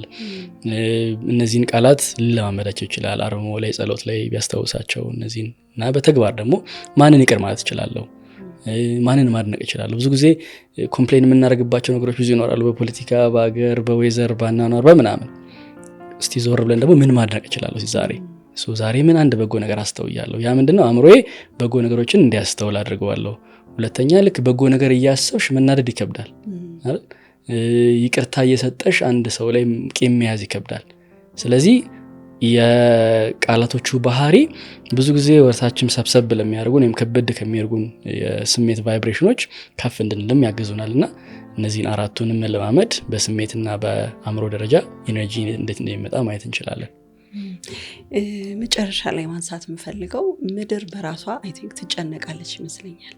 በተለይ አሁን ከተወሰነ ጊዜ ወደዚህ አገራችን ላይ በጣም ብዙ ከዚህ በፊት ያልነበሩ አይነት የተፈጥሮ አደጋዎች፣ መሬት መንሸራተት በለው መንቀጥቀጥ ባልተለመደ ሁኔታ በጣም በዝቷልና ከሰው ኢነርጂ ጋር ይገናኛል። በጣም አሪፍ ጥያቄ ነው። አንድ ከማጠናቸው ሳይንሳዊ ስኩሎች ውስጥ ሀርትማት የሚባል ትልቅ የሳይንሳዊ ማዕከል አለና በትልልቅ መሳሪያዎች ዓለም ላይ ሜዥር ነው የሚያደርጉት የኤነርጂ ለውጦችን እና ሜዥር ሲያደርጉ አንዱ ዓለማችን ላይ ያሉ የተለያዩ ለውጦች ሰው ልጅ ላይ ያላቸውን ተጽዕኖ የሚያጠኑ ትልልቅ የኤነርጂ መለኪያዎች ሰክተውና የሆነ ጊዜ ላይ እስቲ ግን ወደ ኋላም ተመልሰን ሪቨርሱን ደግሞ ቼክ እናድርገው የሰው ልጆችስ ኤነርጂ ምድር ላይ ምን ተጽዕኖ ያመጣል ብለው ብዙ በጣም በሺ የሚቆጠሩ የኤነርጂ መለኪያዎችን ሰክተው ዓለም ዙሪያ ሜዥር ማድረግ ጀመሩ። ያገኙት መረጃ በጣም አስደንጋጭ ነበር የሆነባቸውና ምድር ወይም ደግሞ ምድር ላይ ያሉት የተለያዩ ለውጦች የሰው ልጅ ላይ ከሚያመጡት ጫና ወይም ለውጥ የበለጠ የሰው ልጆች ኮሌክቲቭ ሁለንተናዊ የአብሮነት ስሜቶች ምድር ላይ የሚያመጡት ጫና ትልቅ ነው እና ቅድም እንዳልሽው ዓለም ላይ ያሉት ጦርነቶች፣ የመሬት መንቀጥቀጥ፣ ቃጠሎ እነዚህ ሁሉ ነገሮች ጊዜ እየፈጠኑ እየበዙ ነው ያሉትና በዛው ልክ የሰው ልጆችንም ደግሞ ሁለንተናዊ የስሜት ባህሪ ስታይ ጭንቀቱ፣ ጫናው፣ ፍራቻው፣ እርስ በርስ ግጭቱ ምናምን እየጨመረ ነው። እሱኛው ምድር ላይ እንደንትን ነው ከመሬት ውሃ ተኖ ወደ ላይ ጉም ሆኖ ይመለስ የለ የሰው ልጅ ኢነርጂ እንደዛ ነው። ኢነርጂያችን ይከማችና ብዙ ፊር አለ ማለት ያ ፊር ይነሳና ጦርነት ሆኖ ብዙ ሰው ጋር ይመጣል ማለት ነው። ብዙ ፍራቻ ድጋሚ የበሽታ ይዘት ሆኖ ይመጣል መሬት መንቀጥቀጥ የምንለውና ለዛም ነው በአብሮነት የምናደርገው። ቅድም ስለ አርምሞ ማውርተን ነበርና አርምሞ ላይ ጥናት ሲያደርጉ ሰዎች በአብሮነት የአርምሞ ልምድ የሚያደርጉባቸው ቦታዎች ላይ በብዙ ሁኔታ የሰላምና የእድሳት ለውጦችን በጣም አስተውለዋልና አሜሪካ ውስጥ ነው አንድ በጣም ከባድ የሆነ እርስ በርስ ግጭት ያለበት አካባቢ ነበረ በድረግ ዲለሮች ወይም ደግሞ በሱስ አዘዋዋሪዎች ተኩስ አለ፣ ግድያ አለ ምናምንና እዛ አካባቢ የተወሰኑ ሰዎች እስቲ ህብረት አርምሞ እናደርግ አርምሞ ሲያደርጉ መረታቸው ከተመለሱ በኋላ ለዛ አካባቢ በጎነትን፣ ፍቅርን፣ ሰላምን መላክ ነው እና በተወሰነ ሳምንታት ውስጥ ፖሊሶቹ ራሱ በቃ አቅም የለንም ብለው ተተዋቸዋል እነዛ ሰዎች በራሳቸው ከዛ አካባቢ መጥፋት ጀመሩ። የተኩስ ድምፅ ተሰምቶ አይታወቅም። ሰው ሰላማዊ መሆን ጀመረ እና ገረማቸው። እነሱ በስንት መሳሪያ፣ በስንት ፖለቲካ፣ በስንት ህግ ያልቻሉትን እነዚህ የተወሰኑ ሰዎች በዛ አርምሞ ያን ያክል ለውጥ መፍጠር ቻሉና ቅድም እንዳለው ነው የኔ የግል ሀሳብ እቺን ውሃ መቀየር ከቻለ በዛ ስንል ደግሞ በዛ ያሉ ውሃዎችን መቀየር እንችላለን፣ በዛ ያሉ ማህበረሰቦችን መቀየር እንችላለንና ምን ያክል የአብሮነታችን የኤነርጂያችን አብሮ መሆን ምድር ላይ መፍጠር የሚችለው ቫይብሬሽን እና ይዘት ትልቅ እንደሆነ የሰጠች ነው ምድር ማለት እንችላለን። ያለውን ነው የምታዘንበው እሷ። እኛ የሰጠናትን እኛ ብዙ ፍራቻ ከሰጠን ፍራቻው ይዘንባል እንደማለት ነው። እኛ ብዙ ንዴትን ከሆነ እንትን የምንለው ንዴቱ በብዙ መልኩ ተቀይሮ ይመጣል እንደማለት ነው እና ኢነርጂው ትራንስፎርም ነው የሚያደርገው። ምድርም በትልቁ ካየናት የቅድሙ መስታወት ጋር እንመለሳለን። መስታወት ሆና ትሰጠናለች ይሄን የሰጣችሁኝ ብላ እንደማለት ነው። በአሁኑ ጊዜ ሌላው በጣም ትልቁ ፈተና የሆነብን ነገር ሶሻል ሚዲያ ነው ይመስለኛል። የራሱ ጥቅም የራሱ የሚሰጠን ነገር እንዳለ ሁሉ ፕሮፐርሊ ባለመጠቀማችን ደግሞ በጣም ብዙ ፈተና ውስጥ እየገባን ነው። እንግዲህ ሁሉም ሰው የሚያውቀው ከምንሰበስበው መረጃ በተጨማሪ ፊዚካሊ ስንነካቸው ጨረሩ ቴክኖሎጂ ራሱ የሚያመጣው ነገር አለ ምትለኝ ካለ ሲል እንግዲህ ከኤነርጂ አኳያ እንግዲህ በአካል ደረጃ እነዚህ ቴክኖሎጂካል መሳሪያዎች ብዙ ሰዓት እንጠቀማቸው። ለምሳሌ ስልካችን ለረጅም ሰዓት እንዲቆጭ ብለን ስንጨርስ የሆነ ጭንቅላት ላይ አይን ላይ የሚከብድ ስሜት አለው፣ ድክምክም ያለ ነገር አለው። ሰውነታችን ኤክሰስ የሆነ ፖዚቲቭ ቻርጅ እንዲሰበስብ ያደርገዋል። ውስጣችን የፖዚቲቭ እና የኔጌቲቭ ቻርጅ መጠን ባላንስ መኖር አለበትና ኤክሰስ ሲሆን ያ ነገር ሰውነታችን ያንን ማብላላት ከሚችለው በላይ ይሆንበታል። ወይም ከምትችው በላይ ምግብ ስትበይ እንዴት ነው የሆነ ክብድ የሚል ነገር አለ አይደል? ኮንጀስት ያደርጋል ወይም ደግሞ ቁንጣን ነገር እንደሚያዝ ያኛውም የቻርጅ ኤነርጂ ቁንጣን ብለሽ አስቢ። በጣም ኤክሰስ የሆነ ፖዚቲቭ ቻርጅ ነውና በዛው ልክ ደግሞ ሪቨርስ ስታደርጊው ኔጌቲቭ ቻርጆችን ደግሞ በቂ ካገኘን ሰውነታችን እነዛን ኤክሰስ ቻርጆች ምጣኔ ውስጥ ማስገባት ይችላል። ይሄንን ቀላል መረዳት ለማስተዋል ስንቶቻችን በር ስንነካ ጣሽ አድርጎን ያውቃል? ድንዝዝ የሚል ንዝር የሚያደርግ ነገር አይደል? ብዙ አለን። ወይም ሰው ስንጨብጥ የሆነ ጣሽ ብሎ የሆነ ኮረንቲ ሲተላለፍ፣ ቅድም እንዳለው አንዱ የህይወት ቋንቋ ውስጥ ኮረንቲ አንዱ ነው፣ ኤሌክትሪካል ቻርጅ። እሱ ኤክሰስ ሲሆን ሁሉ ጊዜ ከበዛበት ወደ አነሰበት ነው መሄድ የሚፈልገው። ስለዚህ አካል ውስጥ ብዙ ቻርጅ ካለ ኤክሰስ ቻርጅ ያ መውጣት ይፈልጋል። ግን እዚህ ጋር ምንድነው አንዱ ይዘት ጫማ የምንለው ቁስ ራበር ነው፣ ጎማ ነው፣ ኮረንቲ ያስተላልፍ። ስለዚህ ሰውነቴ ያከማቸውን ኢነርጂ ይዞ ይጠብቃል። ወይ መጨበጠው ሰው በዛ ውስጥ ግራውንድ እንዲያደርግ፣ ወይ በር ስነካ በበር ውስጥ ግራውንድ እንዲያደርግ። የኤሌክትሪክ ሳይንስ ነው። ሶኬቶችን ስናይ 3 ቀዳዳ ነው ያላቸው አይደል? 2 ቀዳዳዎች አሉ፣ ሶስተኛው ግራውንድ የምንለው ነው። ግራውንድ ማለት ኤክሰስ ቻርጅ ሲመጣ እሱን ግራውንድ እንዲያደርግ፣ ወይ መብረቅ መከላከያ ካየን ከላይ የመጣው መብረቅ ኤክሰስ ፖዚቲቭ ቻርጅ ነው፣ እሱን ግራውንድ አድርጎ ወደ ምድር ይሆናል፣ ባላንስ ያደርጋል፣ ይጠፋፋል። ስለዚህ ሻወር ስንወስድ ደስ የሚል ስሜት የሚሰማን ሻወር ወይም ውሃ ኔጌቲቭ ቻርጅ ነው ያለው። ምድር በራሷ ኔጌቲቭ ቻርጅ ነው ያላት። ስለዚህ ባዶ እግራችን ምድር ጋር ስንሆን ኤክሰስ ቻርጅ ዥው ብሎ ይሄዳል።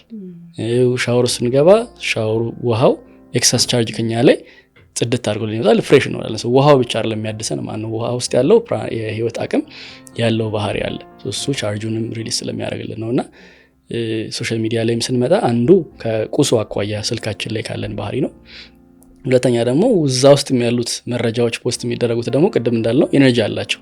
ፒክቸሮቹ ኢነርጂ አላቸው፣ የሚጻፉት ነገሮች ኢነርጂ አላቸው። ቅድም እንዳልነው ለምድር የምንሰጠው ነገር ተመልሶ እንደሚዘንበው ሁሉ ሶሻል ሚዲያ ላይ ብዙ ሰዎች መጥፎ ነገር የሚያወሩ ከሆነ ያ ነገር ለመከሰት ቅርብ እየሆነ ነው የሚሄደው። ምክንያቱም እየመገብ ነው።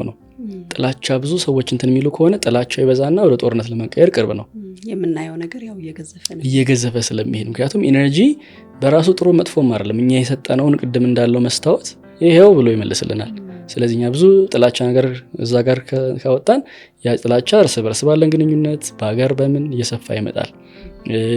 የምናረጋቸው ነገሮች እዛ ላይ ብን ኮንሱም የምናደርገው መረጃ ራሱ በጣም በብዙ ሁኔታ እኔ አእምሮ ውስጥ ቅድም እንዳለው ምግብ ነው።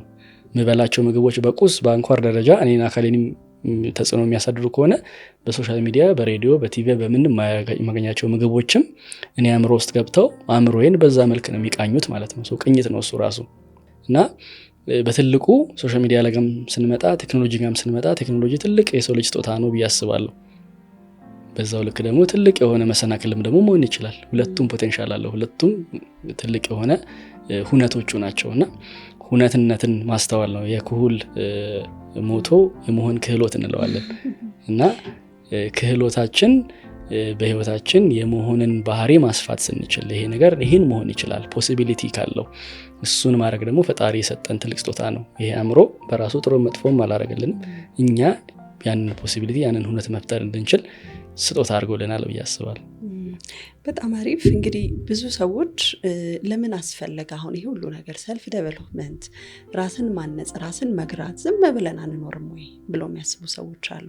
ወይ ደግሞ አሁን ሪሰንትሊ የተፈጠረ ነገር ነው፣ እስከዛሬ ያሉ ሰዎች በዚህ መንገድ አይደለም የሚሄዱት ብለው የሚያስቡ ሰዎች አሉ። እና በተለይ አሁን ባለንበት ዘመን ለምንድን ነው እንዲህ አይነት ጉዞዎች አስፈላጊ የሆኑት?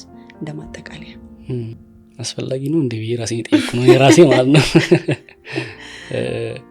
አስፈላጊነቱ እስኪቆም ድረስ ነው አስፈላጊነቱ። በራሱ አስፈላጊ ነው ብለን የምንይዘው ነገር አይደለም። ወይም ህንጻ ሲሰራ እንግዲህ ወደ አንዱ ሙያ ለመለስና ኪነ ህንጻ ስለሆነ አርኪቴክቸር ላይ ህንጻው ሲገነባ እንጨት ፎርም ወርክ የምንለው ነገር አለ። ላይክ እንዲገነባ ሰፖርት አድርገው እንዲይዘው። ከሆነ ጊዜ በኋላ ግን እንጨቱ አያስፈልግም፣ በቃ ህንጻው ሲመረቅ ምናምን ይነሳል። እነዚህ ነገሮችም አላማቸው ከሁሉ ጊዜ እንድናደርግ እንድንለማመደ ምናምን አይደለም፣ ወደ ተፈጥሯዊ ባህሪያችን እንድንመለስ ነው። ተፈጥሯዊ ባህሪ ያለ ሰው እነዚህ ነገሮች በየቀኑ ማድረግ ላይ ተጠበቅበት ይችላል። ከምድር ጋር ካለን መረጃውን ማዳመጥ መቀበል ከሆነ ውስጤ ኦልሬዲ እኮ ፈጣሪ ሙሉ መረጃውን ሰጥቶኛል፣ ግን መረጃውን ምንድነው አተራምሸዋለሁ፣ አጥቼዋለሁ ወይም ደግሞ እያዳመጥኩት አይደለም። ስለዚህ ወደዛ መመለስ እንድችል ራሴን እንዳስተውል ወይም ደግሞ ብዙ ጊዜ የሚላሉ ይሄ ኢንላይትመንት ወይም አብሮህት የምንለው ነገር ራሱ የሚደረስበት ቦታ አይደለም። ምን ያለውበት ቦታ ነው ግን እያየሁት አይደለም። እዚህ ጋር እስክሪብቶ አድርጌ ብዙ ጊዜ ፈልጌ ሊሆን ይችላል፣ በእጄ ቁልፍ ይዤ እየታረኩት ቁልፌ ብዬ ምኖር ሊሆን ይችላል። ግን እዚህ ጋር ነው የሚለው ይሄ አብሮህት ወይም ንቃት የምንለው ነገር አዲስ ነገርን መፍጠርም አይደለም፣ ያለውን ነገር ግን ማስተዋል መቻል። ለካ እንደዚህ መሆን ይችላል። አስፈላጊነትንም ትንሽ ቻሌንጅ ማድረግ ፈልጌ ነው አስፈላጊነቱን እንትን ያልኩት። ግን እንደ ህይወት ደረጃ ህይወታችን ላይ ብዙ ነገሮች ብዙ መስታወቶች እየጨመሩ መሄዳቸው፣ መስታወቶች ስንል ሶሻል ሚዲያው መስታወት ነው፣ ያለ ነገር እያነገረን ነው። ዓለም ላይ ያሉት ለውጦች መስታወት ናቸው። ሰዎች አካባቢያችን ላይ ያሉ ሰዎች የቅርብ ሰዎቻችን መስታወት ናቸው። ስለ መስታወቶች ጨመሩ ማለት የሆነ ነገር እንዳለ እንድናስተውል እያገዙ ነው። ስናስተውል ያንን ነገር እንድንቀይረው ወይ መጥፎ ነው ብለን እንድናስወግደው አይደለም። ይሄ ነገር አለ መረዳታችንን እንድናሰፋው ነው። መረዳታችንን ስናሰፋው ህይወት በራሱ የራሱ መንገድ አለው። አንድን ውሻ እንዲህ አንገቱን ይዘሽ ውሃ መጠጣት አይጠበቅብሽም። ውሃ እንዳለና እዚህ ጋር እንዳለ ማስተዋል እንዲችል ካረግሽው ተፈጥሯዊ ባህሪው ጋር የሚፈለግበት ሰዓት ይጠጣል ነገር። ስለዚህ በህይወታችንም የራሳችንን ማሳደግ ራሳችንን መቀየር አንዳንዴ ይሄ ፐርሰናል ዴቨሎፕመንት ላይ አንዱ ቻሌንጅ ምንድነው ሰዎች በቃ እዚህ ጋር ይሄ በቂ ሰው አይደለሁም በቂ ሰው መሆን አለብኝ የተሻልኩ መሆን አለብኝ ብዬ ሳስብ ይሄ ሰው ከዚህ ሰው የተሻለ ነውና ይሄንን ሰው መጥላት ይሄንን ሰው እንትን ማድረግ ይሄ ሰው ገና ነህ አንተና ምን ብዬ ራሴ ላይም ግምገማና ጫና ማብዛት ውስጥ አንዳንዴ ይገባለሁና አንዱ የዚህ ጉዞ በር የሚከፈተው እንደውም መቀበል ሲጀምር ነው። ያለህበትን አክሴፕት ማድረግ በዚህ ጋር ነው ያለው ተወፍታዬ ስሜትህን ይወጥር ካርለም የስሜት ልቀት ላይ ብዙ ይቀራል ምናምን ብያለ አልገመገመውም። ግን ጥሩ ነህ እያስተዋልክ ነው። ስለዚህ እስቲ የተሻለ እንትን እንስራ። አካል ላይ ብዙ እንትን ያልክ አይደለም፣ በቂ እንቅልፍ የተኛ አይደለም። በቂ እንቅልፍ እንተኛ ምን ይመስልሃል? ምግብስ እንትን ብንል ይሄ የአብሮነትና የምክክር አይነት ጆርኒ ነው የምናደርገውና ሰዎች ላይም እንደዚህ አርጉ አታርጉ ወይም ደግሞ ብዙዎቻችን እንደዚህ አርጉ ስንባል ደስ የማይለን ብዙ ጊዜ ኢምፖዝ የሚደረግ ነገር ይሄ ጫና ያለው ነገር ውስጣችን የማንነታችንን ነገር ትሪገር ያደርግብናልና እንደ ግብዣ ነው። እነዚህ ነገሮችም አስፈላጊ ናቸው አይደሉም ላይሆን ይችላል። እስቲ ግን እንደ ግብዣ ይሄ ነገር ስሞክረው ከህይወቴ ያቋያ ምን አይነት ተቀባይነት አለው? መልካም እንግዲህ እነዚህን ትሬኒንጎች የበለጠ ማዳበር የሚፈልጉ አንተ ጋር መማር የሚፈልጉ ሰዎች እንዴት ያገኙሃል? ምን አይነት ትሬኒንጎች ናቸው የሚሰጡት? እንግዲህ በኩል ማዕከል ውስጥ የስልጠና ማዕከል አለን። ቦሌ ሩዋንዳ ድልድዩ ስር የኩል ስልጠና ማዕከል ይገኛል።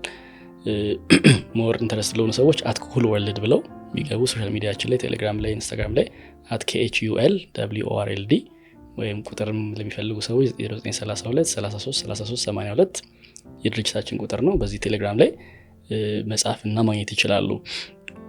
ከዚህ ጎን ለጎን ግን ብዙ ለተወሰኑ አመታት ስንሰራ በነበረበት ይዘት ብዙ ሰዎች በአካል እንደዚህ አይነት ቦታ መምጣት የማይችሉ ሰዎች ይኖራሉ። ራቅ ያለ ቦታ ይኖራቸዋል፣ ጊዜ ላይ ኖራቸው ይችላሉ። እነዚህን ይዘቶች ለመፍታት የኦንላይን ወይም ደግሞ ቨርቹዋል የሆነ ማዕከል እየገነባን ነው። ወይም ቨርቹዋል ስኩል የሰብአዊ ምህንድስና ወይም ሰብአዊነት ይባላል።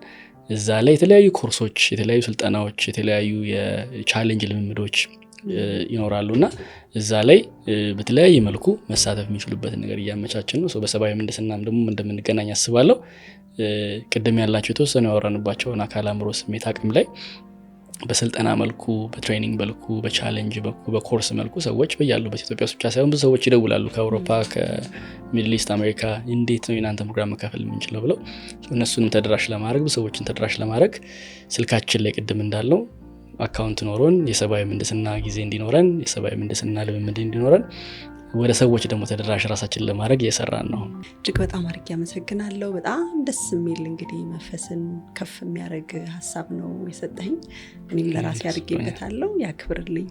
በጣም በጣም አመሰግናለሁ። እንዲሁም እንደዚህ አይነት ፕሮግራም መኖሩ ራሱ ለብዙ ሰዎች የሚያሰኝ ብዙ ሰዎች ራሳቸው መለስ እንዲሉ የምታቀርቢያቸው እንግዶች አይቻለሁ። በጣም ደስ የሚሉ ለብዙ ሰዎች ልቦና አእምሮ መከፈት ግብአት መሆን የሚችሉ ሰዎች ናቸውና አንቺን በዚሁ አጋጣሚ ለማመስገን እሞክራለሁ። እንዲሁም እንደ ቲም በአብሮነት ውስጥ ያለው ተግባር ስራ ብዙ ሰዎች ጋር እንደሚደርስ እምነት አለኝና እያደረጋችሁት ላለው ትልቅ የሆነ አበርክቶት ፈጣሪ ያክብርልኝ። ተመልካቾቻችን እስካሁን ስትከታተሉ የነበራችሁት ኤሚስ ፖድካስት ነው። በዛሬው ቆይታችን እንግዳ የነበረው ዮፍታይ ማንያዘዋል ነው። በዛሬው ቆይታችን እጅግ በጣም ጠቃሚ የሆኑ ሀሳቦችን አንስተናል። ስለተከታተላችሁን እጅግ አድርገን እናመሰግናለን። ይህን ሀሳብ ከወደዳችሁት ቻናላችንን ሼር፣ ላይክ፣ ሰብስክራይብ በማድረግ ቤተሰብ ይሁኑ። መልካም ቆይታ።